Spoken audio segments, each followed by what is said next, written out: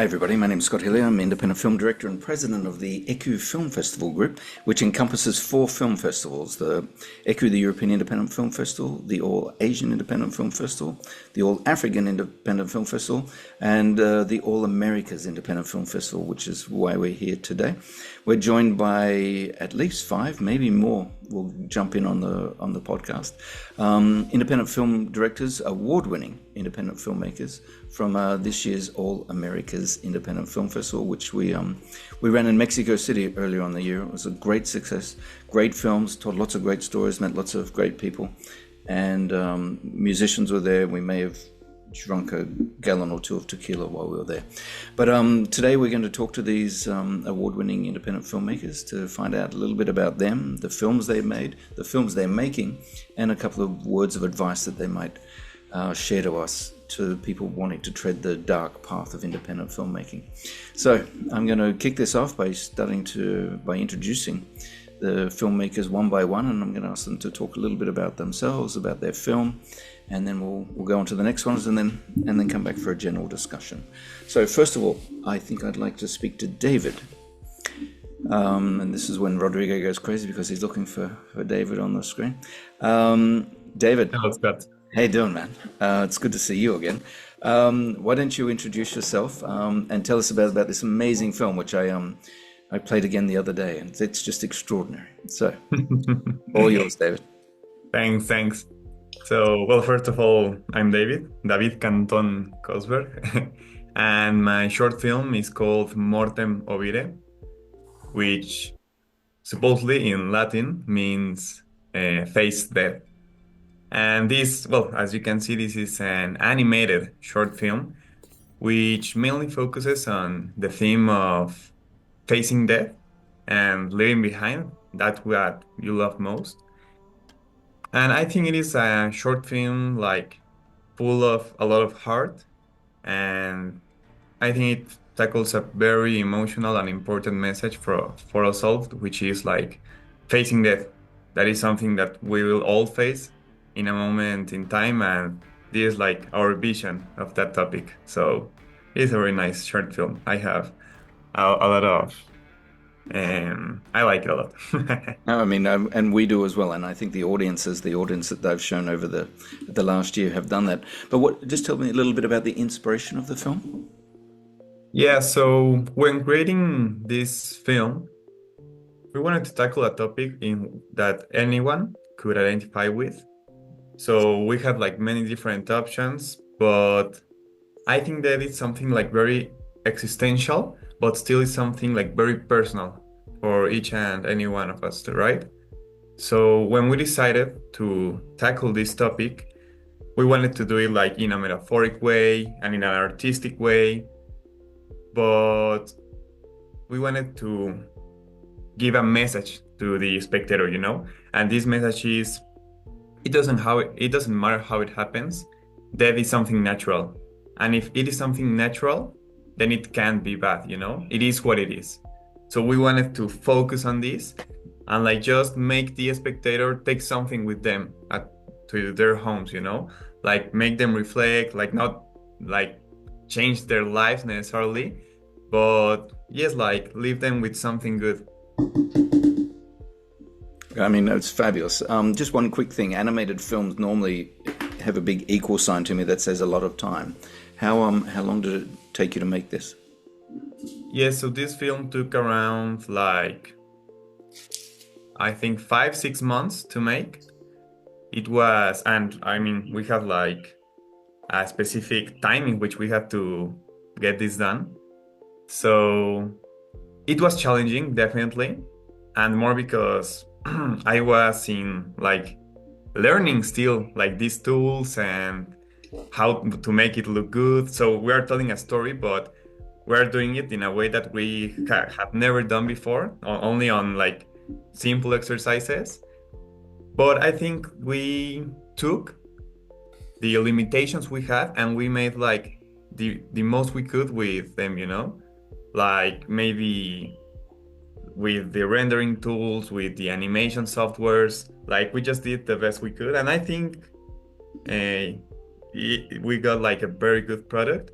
at least the story I think is great, and the rest, well, I Well, think it's very nice. well, I can tell you right now, there did not appear to be any limitations on the screen at all. So, congratulations, and being a learner at this as well, I can only imagine where you're going to take this.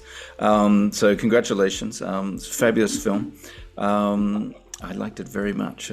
Best independent animated film from the Americas 2025. Congratulations, young That's man. great. Thank you so Okay. much, Scott. No worries. So, just keeping in the dark path of people dying, we might have a quick chat to Daniel, who made a very, very nice film called The Indulgent. I won't embarrass myself by trying to speak it in Spanish, but best independent film, comedy film from the Americas 2025. So we're laughing a little bit about a bit of death, but let's tell us a little bit about you, Daniel, and a little bit about The Indulgent. I will try my best because the English is not my native language. But hi everyone, my name is Daniel Gutiérrez, and I am a filmmaker from Guadalajara, Mexico. And I'm very happy to be part of this podcast and to share a bit about our short film, El Indulgente. Thank you so much for having me. Oh, it's a pleasure. Now, tell me about how this film came about, because obviously it's pretty funny Yeah, throughout, but talking well, about a very difficult subject. yeah, El Indulgente was originally created for the 48-hour film project. We had only 2 days to write, shoot, and edit the entire short film. And it was crazy challenge, but also a beautiful creative experience. The thing is, for us, the hardest part was not making a simple comedy sketch, which is usually too easy way in 48-hour competition. We wanted to create something deeper with meaning, but still using dark humor, finding a balance, I think, between drama and black comedy. Well, I liked it very much, I'm glad I'm not married to that woman. But no, That's the funny part, no? That well, it when is, she yes. asked the money, no? Yeah, exactly. No, I loved it. I thought it was fabulous. And now knowing that it only took you, was in that 48-hour period, it's astonishingly good bit of work. Professional actors? Yes, and the all the cast are my friends. Nice, nice. Yeah, good. Well, you did a good job getting them all together. I thought that was fabulous. I thought that was fabulous. Okay, well, congratulations as well, Danielle, on winning the award and bringing a great story to the screen. Next, we're going to dive onto Karen. Karen directed a film called The Last Call.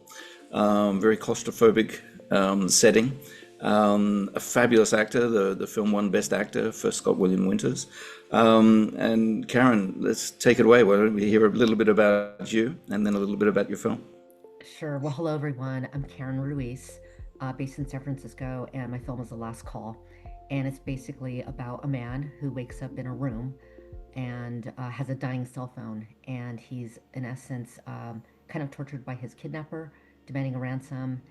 And I think that's all I'll say about it to not spoil the ending. Or should I? I don't know. But Well, I think the interesting thing about this is the acting. Of course, Scott did an amazing job, but I mean, actors only do good jobs when they're well directed, I believe. But just tell us a little bit about how you got him involved in the story. yeah, so I put in a casting call. I believe it was Casting Backwards or Backstage.com. And I got about 50 applicants. And I knew that I needed to work with a really good actor. And for some reason, Scott saw my post. Scott is an amazing actor. He's done a lot of different work in Hollywood, in TV in the US. And he was just fantastic. I couldn't believe he wanted to work on this film. So he showed up, couldn't believe it. And it didn't require too much direction because for me, it is so essential to have a good actor. When you have an actor that's just believable, that's credible, I gave him free reign to interpret the role as needed. We only needed to do 1 to 2 takes per shot. And so that's my thing is that it's so critical to work with a good actor that you trust. And the time frame for making this film was very short as well. Yeah, so we did pre-production in February, March. So I was planning everything. What's great is that it's only one actor, so that limits, the effort that I need to put into the production. But still, it was quite a big deal. But shooting was one day, post-production a couple weeks. Yeah, I believe that we interviewed him and he said many great things about you and wanting to do the film. So kudos to you. And I think you mentioned the word here that we mention very often in our office about being filmmakers. It's preparation, and I beg everybody on this call, and particularly in my office, it's only hard work and preparation, because when you get on set, and I'm sure you had things, even though you were locked in a white room, there's things that just go wrong. That being a director is basically just controlling a heap of misfortunate accidents that you have not anticipated. But if you go in well prepared, you can do that, because if you've got to try and prepare after you get in on set, it's a big mess. So preparation is a big thing for us. Congratulations. Great film. I'll come back and ask you all what you're working on next, but I'm going to move on to Victor now. Victor directed the film Where the Deer Is Found, which won Best Independent Documentary from the Americas 2025. Victor, tell us a little bit about you and tell us a little bit about your film. Well, I'm Victor Romero. I'm Mexican, and I work in film industry as an editor mostly, and sometimes as an assistant director. And well, the film is about the defense of territory in Yucatan, Mexico. And it's about how many different projects are taking away the land from the Mayan communities. And we wanted, Sandra and I, which is my co-director, and she did most of the investigation of the documentary, wanted to talk about how the government and different enterprises that are trying to greenwash clean energy are taking away the beautiful land of Yucatan from the Mayan communities with trickeries and many legal like, how to say it, many legal and different ways to change the law in a way, and well, what the Mayan communities are doing to keep their land, and how their philosophy and their ways of looking at the world and understanding nature, it's fundamental for defending their land. If I remember rightly, when I spoke to you in Mexico about this, you were also doing the documentary in Mayan, the Mayan language, no? Or there was Mayan language involved in this? Well, the name of the documentary, just let me read it because it's kind of hard. It's Tuxcutipilque. It's in Mayan. We tried to do it in Maya, but many of the interviews do not speak Mayan. Most of them do, but the problem is that we didn't have a translator with us because it's an independent film and we didn't have the money to get it with us. But it's their first language, and the most important thing, I think, is that we tried to do it in Maya. What we did is to create subtitles in Mayan, and the film is in YouTube. You can watch it on YouTube, and the Mayan subtitled version is the most watched of all, which is very, very important for us because it is supposed to be a tool for the communities. It's supposed to be, the documentary is supposed to be a tool for these communities to continue their defense and to communicate their fight with these enterprises and the government. I mean, I grew up as a documentarian, so I know a little bit about it. The unplanned moments are often the best, but it's also, I mean, it's how long did it take you to shoot the film, and how many sort of different directions did you go while you're making it? Well, it took about a year. I do not live in Yucatan. Sandra used to live in Yucatan when we were filming, So I was staying at home with her family. And we did 3 trips. So it was the very first one where we were kind of doing a shooting scouting. So if we had the camera while we were doing the scouting and contacting all the people. Then we went for 3 weeks of shooting, which was the main photography of the documentary done. And then we had this part where there is a trial, and we went shooting the trial, and well, those were the 3 trips we did. Then we had a long time for editing because, well, we didn't have the means to contract an editor, so I was editing and working, and well, it was a back and forward. So we took our time. Then for getting the post production done was another challenge, but we did it. Independent filmmaking, man. Independent filmmaking. Well, That's congratulations. right. There's a great story well told, so congratulations. Thank you very much. We're going to go to Sasa now, who did the best independent music video, experimental from the Americas. Hunter Loading. I was way too old for this film, apparently. So it's Rodrigo, who's much younger, and explained it all to me. But it was fabulous. So welcome. Tell us a little bit about you, and then tell us a little bit about Hunter Loading. Thank you. Yeah, I'm Sasa Numic. I was born and raised in Yugoslavia, now Serbia. We have the accent above the second S, so that's why people are getting confused. Dobar dan. I spent a lot of my life in ex-Yugoslavia. So. Oh, really? Nice, beautiful. 91 to 95. It wasn't that nice. Oh, yeah. At that time, it was. Yeah. But anyway, tell us about your film. So right now I'm a resident of New York at this moment. I'm a director and a producer and a writer and the editor also of Hunter Loading. And Hunter Loading is a short experimental film that's presented through the perspective of a smartphone viewer. At a homecoming party, Hunter, who is the main character, reveals a series of TikTok videos exposing his best friend's wife's infidelity, and by that triggering a violent reaction. The film explores themes, for me, important themes like the impact of social media and the ongoing debate in United States over gun control. It makes viewers face these issues head on, making it relevant for you when you're seeing it. I also have a version that's specifically made for an iPhone, for a smartphone. The film was crafted more like an exercise than a traditional short film. The budget was very small. Production spent only for 1 day for dramatic scenes, with additional 3 hours just for the shooting scenes.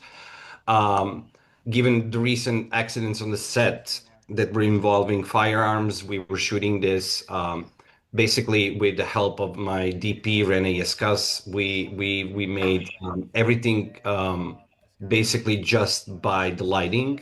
So the shotgun was like a sponge. And we also selected a vertical video ratio intentionally, so we can show the claustrophobic intensity of the situation. Overall, when we started working on this project a couple of years ago, we didn't have any idea what kind of level of recorded violence would be on our phones, and how easy it would be to ultimately just swipe up to scroll and to go to see a cat jumping from a roof to, I don't know. So basically, it's about two themes, and overall, it's about betrayal. There's a lot of also moments where I was thinking about what makes a human character righteous, even if he's telling the truth. Is that good? Is that bad? And basically, also my biggest fear is what's happening right now in America, that the gun control thing. So I just wanted to put it on the screen.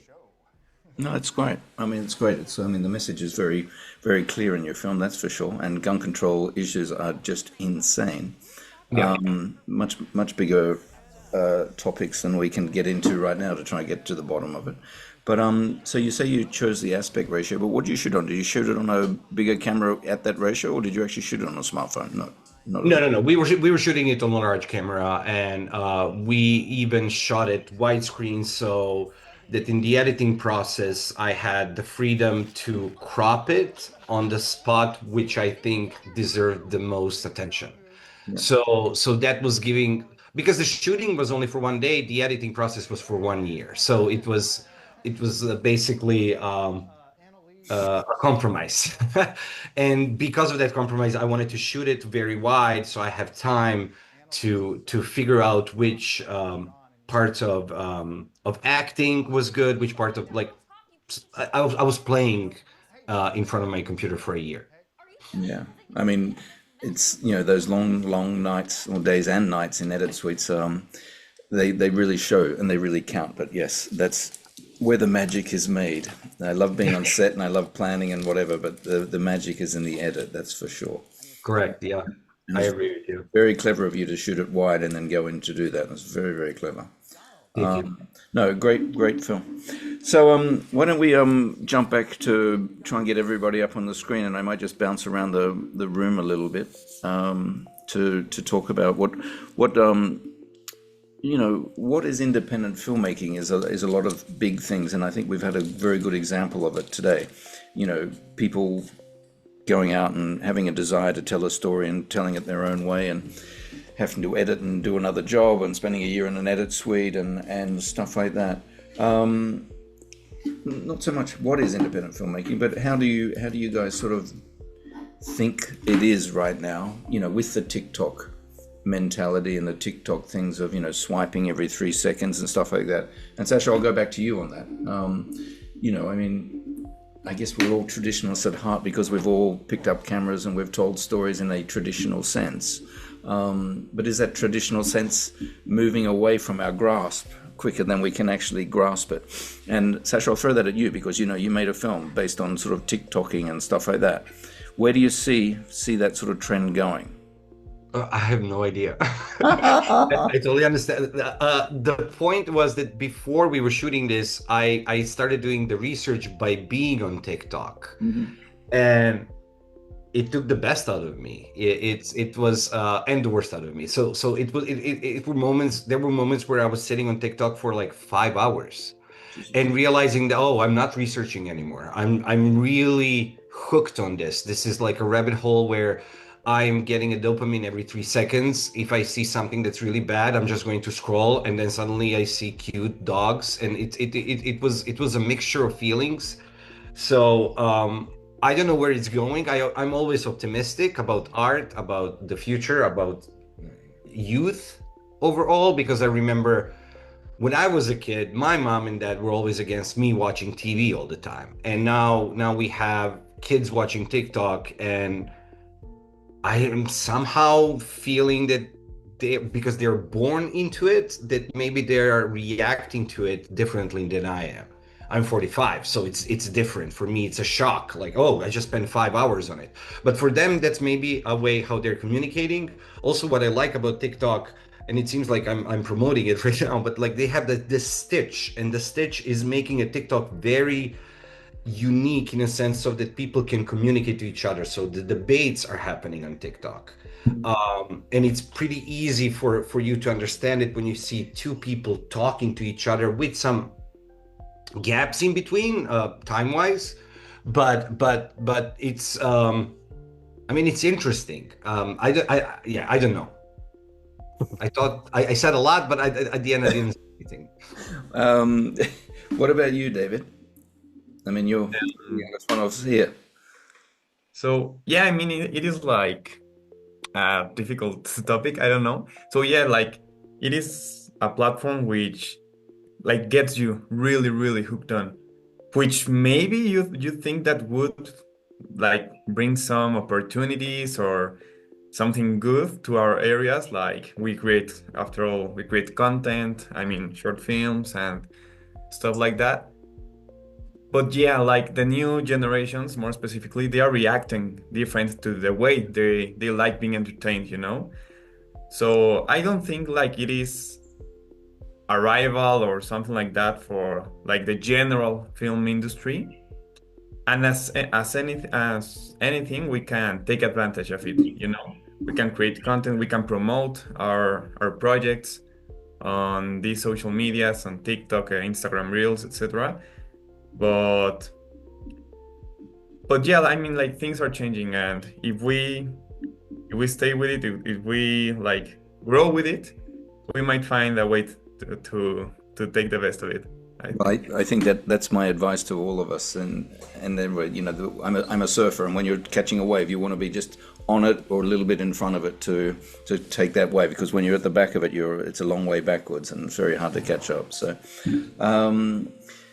Daniel, let's ask you about this sort of the modern sort of, because a documentary deserves to be sat down and watched.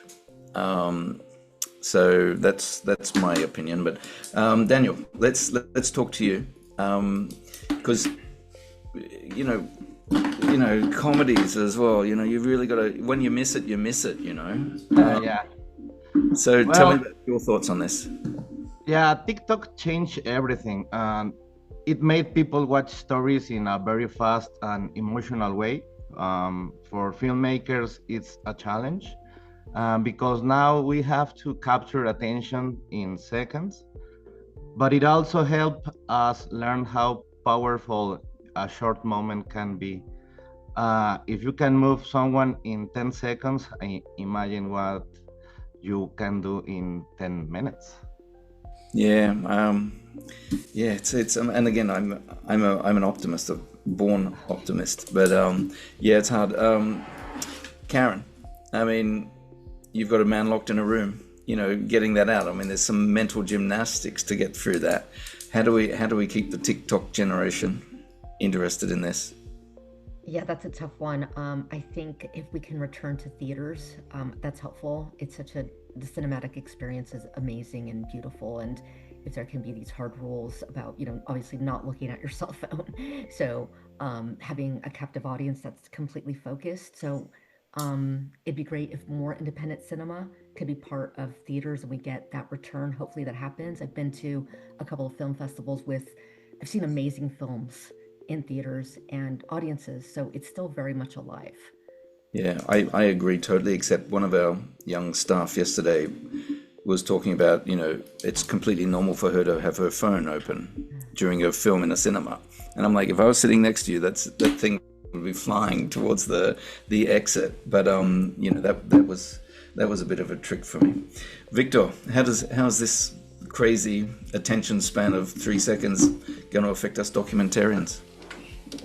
Well, I'm not really sure how it's going to affect us, but what I observed at least is that when you're talking about nonfiction and TikTok and many other platforms, you should be careful because there are many things that are said that might not be true and that manipulate reality in a way. And if you have a cognitive bias, then you can go a way in which satisfies yourself and doesn't go through the way of doesn't go through a filter of knowing what is really happening. So if you are like a horse with this things in the eyes and you just go like watching on your screen and your face is like this, like right now you can see in the camera, then you do not hear all the variety of voices that are around you. And I think that is one important thing, that you must break the algorithm in a way in order to hear the rest of the voices. I'm not against being on the screen and learning from the screen, the small screen, the really, really small screen. Yeah. And I'm not against that, but I believe that you must break the algorithm because it's gonna feed you with what you want to hear. And I think one important thing of documentary, it's you cannot be partial. My documentary, it's not partial, it's on the Mayan side, but you have to hear the other voices and you have to hear what is going on around the theme you're talking, and I believe that there are ways to go around the algorithm and really learn to hear the voices. I mean, it's a great way to be informed, the phone, but you have to learn how to be informed with your phone. Well, I beg the clever young things around me the algorithm should be books, but I guess I'm just too old fashioned. BBC World Service, and just, listening about things that, I can tell you everything about the elections in Tanzania last week. People will say that's stupid, but I'm glad I know about that. And trust your sources. That's the other thing. I get the New York Times delivered to my door every day, and I listen to the BBC often enough to know what that is. And people could do the same thing with whatever, but find a trusted source that's going to make you a little bit cleverer every day. To sort of end this whole TikTok thing on a thing and looking at your phone in a cinema, which I find abhorrent. We have a very diverse, crazy circus/zoo of an office. But we played a film the other day at our African Film Festival. Bang. And I've asked Rodrigo to put it up. My office is never quite calm or concentrated about anything. That just doesn't exist in my office. This film here, which I've never seen anything like it in my life. Can we just scroll like 20 seconds? I've never seen anything like it in my life. And my office was dead silent for 15 minutes, which has never happened before and definitely never since. And this is true, a man on a camera and some light and something mesmerizingly beautiful that held their attention. And I think that's sort of what got me. This is why, one, I love the film and the visuals are just outstanding, but it got their attention. So as traditional filmmakers, I still have a grain of optimism and hope that we can still capture the sort of TikTok slide right, left, upside down, or whatever they do, by just telling stories around mesmerizing images like this. It was just outstanding. Thanks, Rodrigo. Unfortunately, we can't show more of the film, and it's not out on a platform yet, but it's called Deja Nu, and it's outstanding. It was shot on the Ivory Coast by a chap from, I believe, Switzerland, who rode a push bike down to Côte d'Ivoire to actually make this film. Great story, great visuals, and just outstanding filmmaking. And I do lots of workshops, and I take lots of workshops, and I also do them. And I always say that, you can't become a good film director or a good filmmaker unless you read books. And I stand by that. I just think the idea of telling stories is not a 3-minute TikTok video or 20 seconds. It's about depth of knowledge of storytelling. And whether that's Shakespeare or Gabriel Garcia Marquez or whatever, but have a book on you guys. That's my thing. I'm going to pass this on to Rodrigo. Rodrigo's going to have a quick question and answer session with you guys. You want to go into us about these films? And afterwards, yeah. Okay, it's all yours, Rodrigo. Perfect. So thank you very much. Our first question comes from Alexandra. Hello. I have a question for Karen. What challenges did you face during making of your film? Fortunately, it was pretty easy because it was a one-day shoot. So I think number one is just the agreement with the actor to being ensuring that he was going to show up because of his status. And then day of, I think we were just a little behind schedule. But I think that was it. It fortunately worked very easily, and we shot in sequence, so that helped a lot in terms of coverage of material. So fortunately, it was good, not too bad.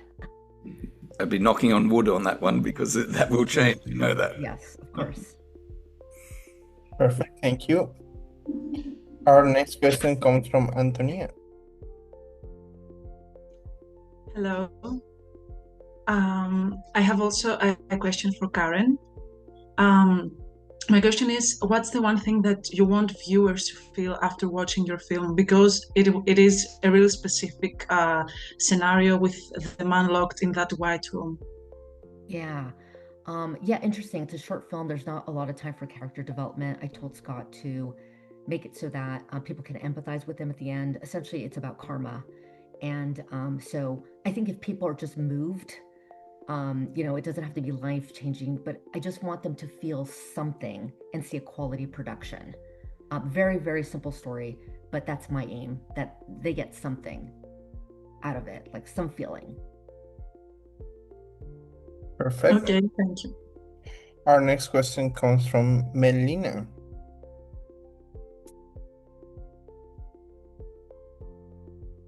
Can you hear me? Hello. Yes. Okay, I want to ask Daniel a question. Did you always plan for the ending to have that dark twist, I would say, or did it come later naturally in the process of making the movie?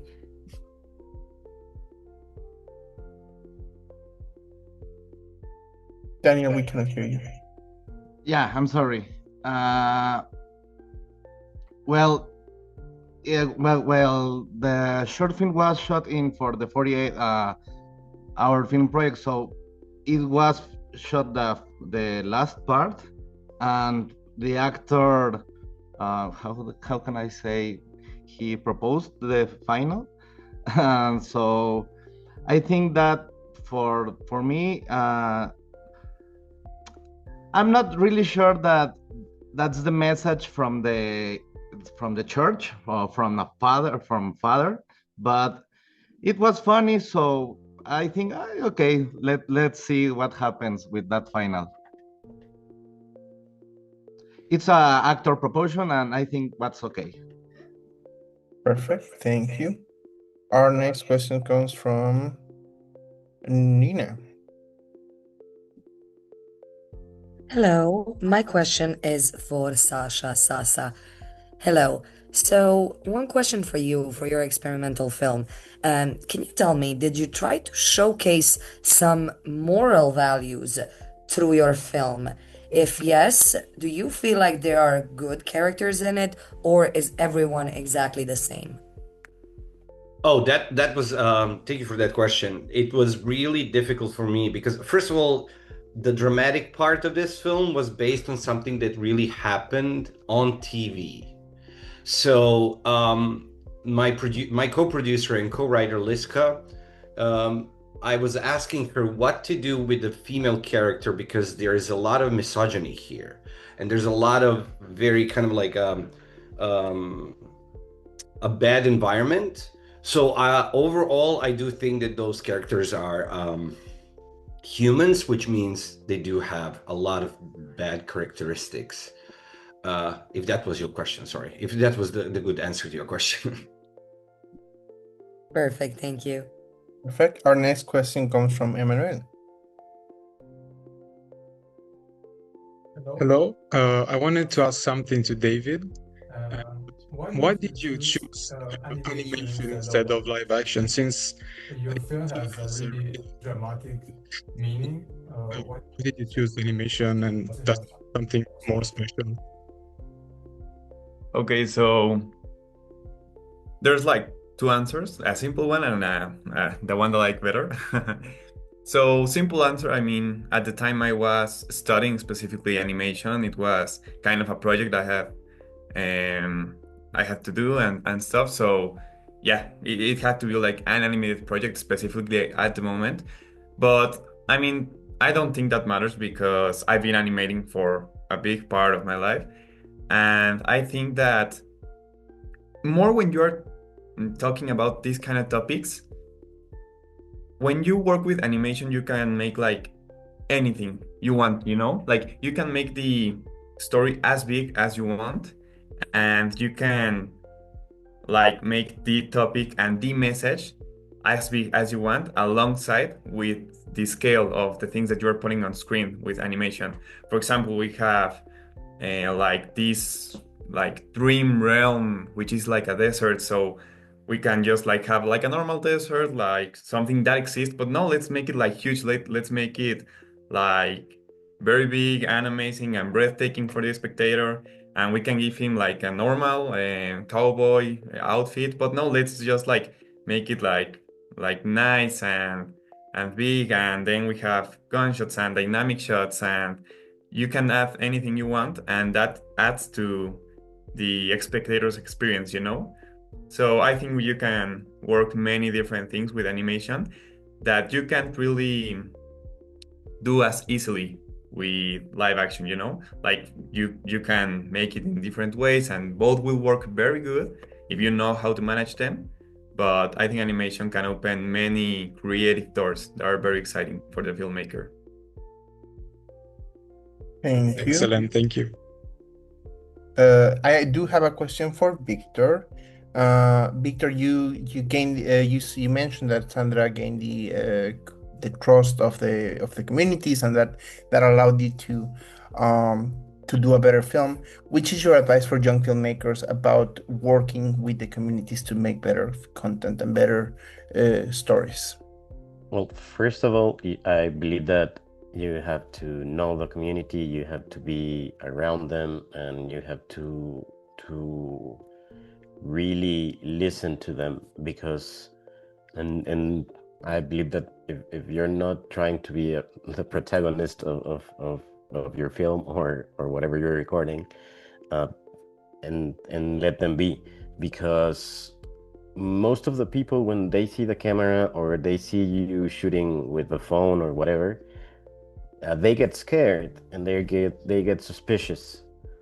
So I believe that the first thing you have to do is to listen and to let them talk, and then it will flow to just, you can turn on your camera or take out your camera.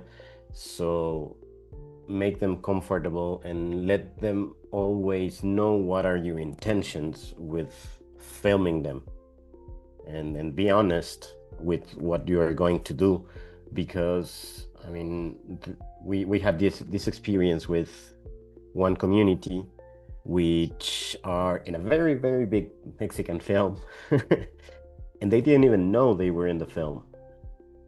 And before going to the community, I watched the film and I saw them and I said, oh. And then I asked them, hey, were you aware that you were in this film? And they said, nah, yeah, there was a güera there with a camera shooting, but we didn't know what she was doing. And now the film is in Netflix and it's everywhere, and it's been these big, huge festivals, and they didn't even know, right? So I guess that being honest with the people is what opens the doors to being around the community, and let them film them, sorry. Perfect. Thank you very much. Scott, we're going back to you. And just to jump on that as well, Victor, the word patience is one of those that's, it's very hard to go in with particularly if you've got producers on board, which you didn't because it was just you guys, but having a producer and going on board and saying, well, you've got to shoot this, this, and this. I'm like, no, we're going to sit down for 3 days and talk to these people. It's a hard thing to explain to somebody who has the money, but it's really important making documentaries. Okay, so now the really quick little shoot around the table, because I'm going to ask you all about what current projects you're working on at the moment. And just while Rodrigo gets you all up on the screen, I'm just going to remind you all that you don't escape us now after being part of our festival and award-winning filmmakers. We're going to ask you to help next year. I'm going to ask you to be submission judges so that you can come back and help us choose the official selection for next year. And I guarantee you'll see some weird and wonderful and crazy films, but if you will help us out on that would be great. David, I'm going to start with you. What are you working on at the moment? Okay, so right now I'm like all in on animation, and actually I am creating like a new studio with some colleagues, and we are like really placing all our efforts on it. We are creating content, we are searching for clients because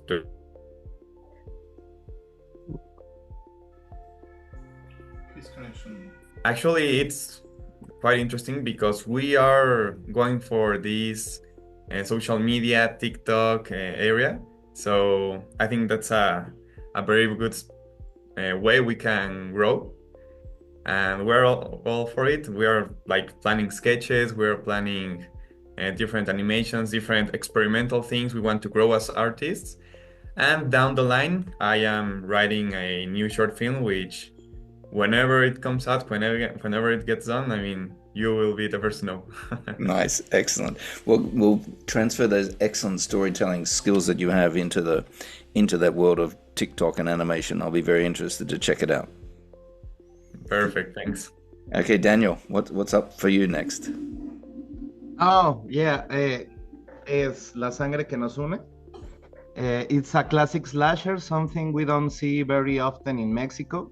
It's directed by Victor Osuna, a friend of me, produced by me. We want to bring back the old school horror feeling, but with a strong emotional story behind it. And actually, this weekend, I'll be back at 48 Hour Film Project making another short film. So it's gonna be crazy. Nice, excellent. Well, crazy is good. We like crazy. Karen, what are you up to now? So I've been doing the festival circuit. So I went to Italy in September. It was fantastic. So that was great. Went to a film festival last weekend where my film showed. And then I'm in Dublin in 2 weeks. I don't know if I'll attend in person, but so right now just getting my film into all these different festivals, which is fantastic. You know, it's quite the honor. And then in terms of looking at new scripts, probably January when I can start looking for new ideas for inspiration. Nice. Well, enjoy that festival circuit. It's a good thing, and it's wonderful and scary at the same time to have your film playing in a festival. So congratulations. Thank you. Victor. Well, right now I'm working in some short experimental films with my phone, and I'm taking pictures like crazy from the metro, and I don't know where is it going, but I'll find out in some time soon. And we are working on continuing on the same subject, but now we're trying to tackle tourism in Yucatan and how it appropriates culture and how it appropriates territory, and well, how there is this Mayan pyramid which the government is trying to take, but the land belongs to a small community. So we're following that issue, and we're investigating in order to go and shoot probably next year or by the end of next year. We'll keep getting that we voice need the out. fundings, but we'll keep getting we're that. on that. Good, man. That's you're doing a great job. A really, really great job. Sasha, what are you up to now, young man? I just finished the first draft for another short film. This is not going to be experimental. This is going to be very traditional storytelling. It's called First Time Standing Still, and it's about a hidden gay couple in Serbia during the 1999 NATO bombing. Both of them are parents, fathers, and one of them is moving away, going to Hungary with his family, while the other one is staying. So they have basically, let's say, 1 minute in the elevator to say goodbye to each other, and before and after that, they're just pretending like nothing is happening except the bombing. So very excited about it. It's also, I'm trying to figure out and find funding for it. As always. So we're gonna wrap up here shortly. But I do want to ask you, very talented human beings, just to give a couple of words of advice to the clever young things who are sitting down here, hanging on to your every words. Practicing gentlemen, I'm going to start with Karen first. What sort of broad, quick, concise advice could you offer these clever young things? I'm just a very simple person. I don't have, this great background in film or anything, but it's like you can do whatever you want. And, if you just have the vision, if you're inspired, please keep doing it, and just keep studying and doing it. And consume as much film as you can and study it, and don't give up. And I hope that you stay on the path to independent filmmaking. The dark and treacherous and difficult to tread path.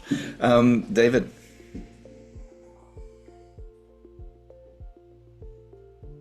Yeah, so I think what I want to say is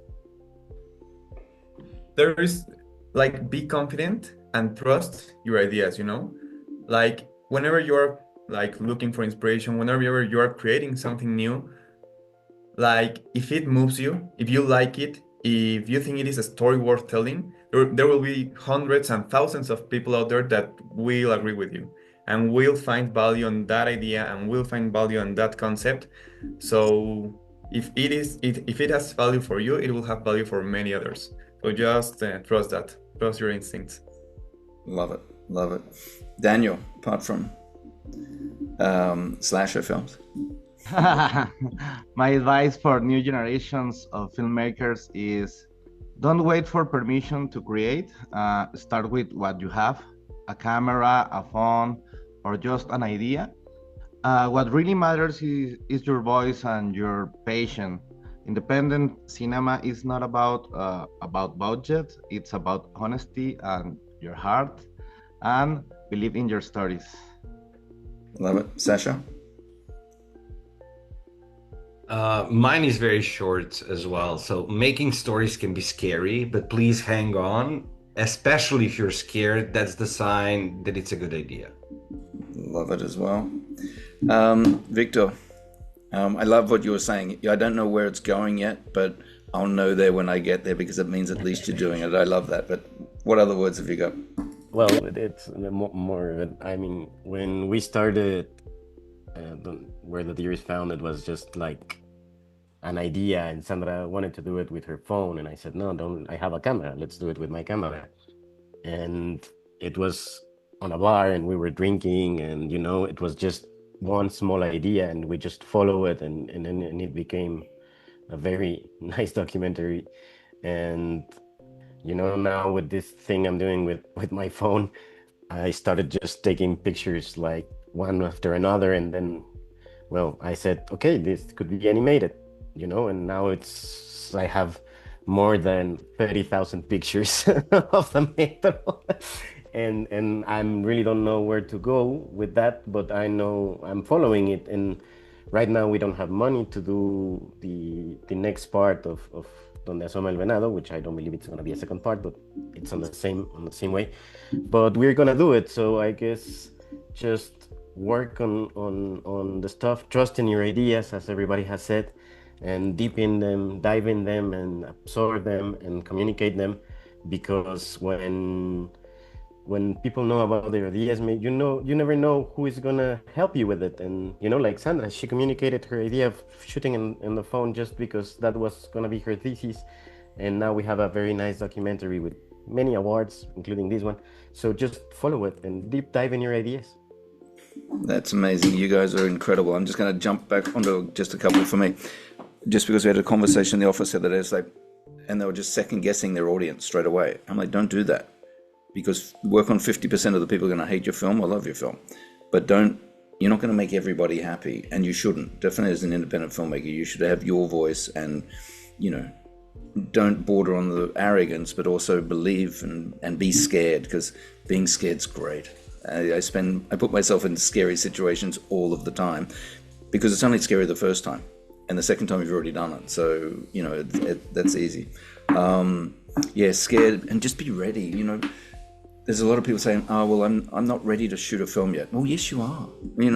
There you go. You tell a story, and you've got a phone. So don't wait for a budget, or don't wait for this, and don't wait for that. That's my finishing on that. Just a little bit about us for a second. On the 5th, 6th and 7th of December, we'll be holding the All Asian Independent Film Festival in Phnom Penh in Cambodia. Again, just like that film I showed you from Africa, which is actually a man sticking with a stick on his head dancing in a grass suit, but mesmerizingly beautiful. We've got some great films that are coming in from Asia. So if you're in Cambodia around that time, please drop by. Again, to 5 fabulously talented people, thank you very much for spending time with us today. I know that there's, everybody's got something out of this.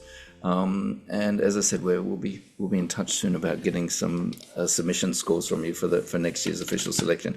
We can't wait to be back in Mexico next year. The festival was a big success because of you guys. So keep on.